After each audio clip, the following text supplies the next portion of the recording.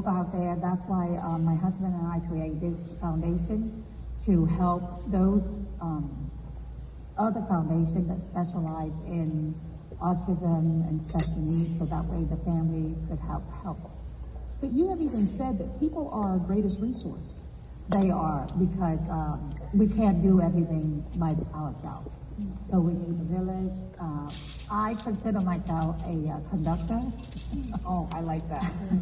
So I have a team of musicians, and I just conduct the right tempo for my kids. That's beautiful. That's beautiful. So you've taken some of your business and you've helped that become a nonprofit. Ladies, have you seen any of the same, or have you done any of the same thing? Not so much making a 501c3, but just knowing that you want to take this business and do something good with it at the same time.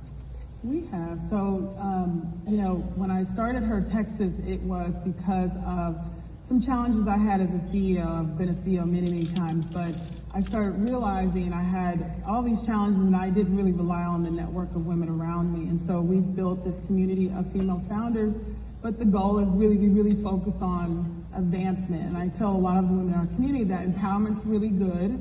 We think liking pages, sharing, giving a "you go girl" is great, but buying tickets, sharing links to events, investing, this is kind of where the next phase of empowerment is for us. And so we know that it's really hard to start a company, and we know that many of us, especially those women of color, are not starting at the same pace that other founders are.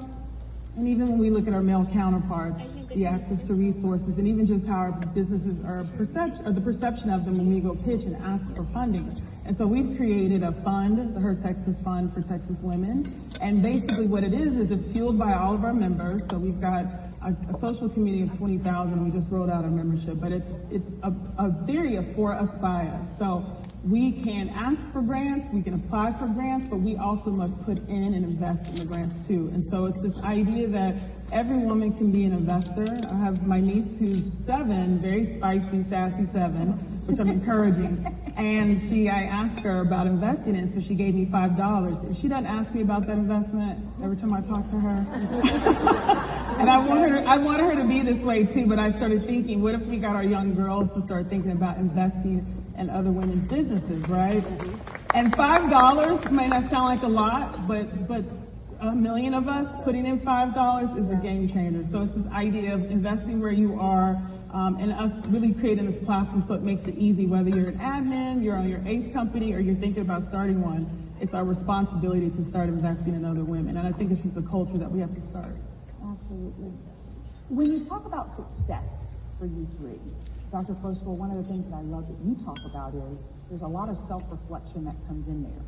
So in this life, you can talk about likes, you can see how many followers you have, and that be your measure of success. For me, it's how many people watch our newscast every morning.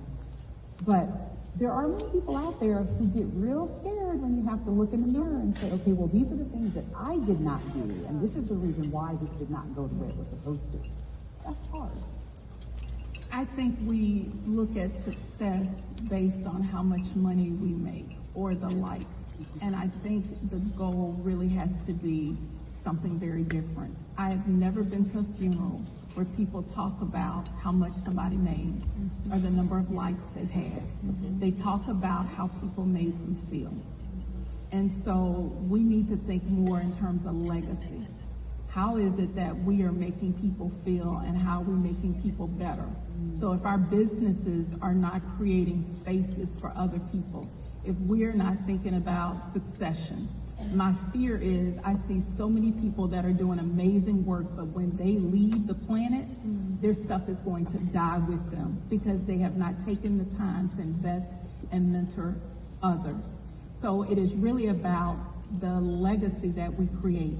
So you've got to take time to sit back, reflect, think about what you've learned, and then how do you pass that on to other people so that you leave this place better than you found it. And so we've got to really start changing the narrative about what success is and making sure it really is about leaving legacy.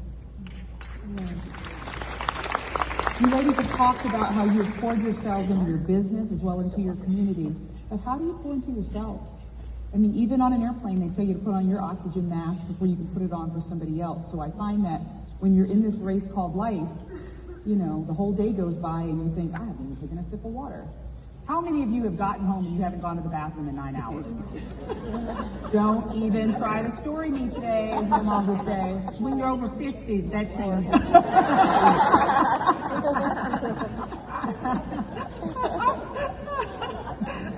Just have it. I can't. You know what I'm saying. But how do you ladies take care of yourselves? Because up here you're so put together, and you talk about how great things are, and that you've gone through challenges, but you've made it through. So I want to hear from all three of you. What does self-care look like for a person who's also trying to leave a legacy for the rest of us? I'm on a journey for that. I can definitely, since we're being authentic, it's a space that I definitely have a lot of struggles with. Yeah. I was definitely an overachiever. I asked the teacher for homework. I would get grades changed. I was always number 1, number 2. If I was 2, I got to 1 pretty quickly.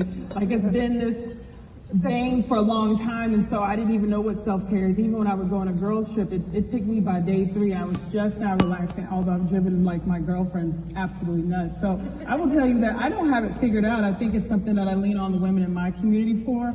I will say to the point we said earlier about success, you know, I thought it was actually hitting a certain financial number, and I did hit that. And at the time, I was dating someone horrible who I thought I was going to get. I shouldn't say horrible, but challenging. Listen, wait a minute. As I tell my friends, you can be authentic. You did not use his first or last name. True. So you can say that's your honest opinion. Okay, it was horrific. There you go. You can make this therapy too. Well, thank you. But we were engaged, and by this age, I was